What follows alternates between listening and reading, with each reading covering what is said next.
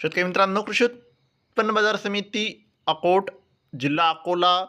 शेतकरी मित्रांनो, काल अकोट येथे 830 क्विंटल कापसाची आवक होती. तर कमीत कमी कापूस भाव होता अकोट येथे 7,200 रुपये ते जास्तीत जास्त कापूस भाव होता अकोट येथे 7,955. पुढची बाजार समिती आहे सिंधी सेलू. कमीत कमी कापूस भाव होता 7,175 रुपये. जास्तीत जास्त कापूस भाव होता 7,900 रुपये. तर सरासरी कापूस भाव होता सिंधी सेलू येथे 7,750 रुपये. पुढची बाजार समिती आहे उमरेड.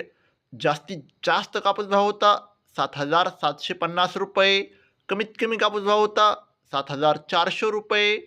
सरासरी कापूस भाव होता उमरेड येथे 7,570 रुपये. पुढची बाजार समिती आहे हिंगणघाट. जास्तीत जास्त कापूस भाव होता 7,900 रुपये.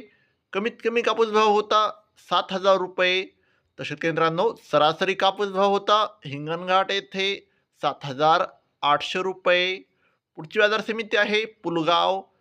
जास्तीत जास्त कापूस भाव होता 7,785 रुपये. कमीत कमी कापूस भाव होता 7,000 रुपये. तर शेतकरी मित्रांनो, सरासरी कापूस भाव होता पुलगाव येथे 7,750 रुपये. पुढची बाजार समिती आहे समुद्रपूर. आवक आहे 1,200 क्विंटल.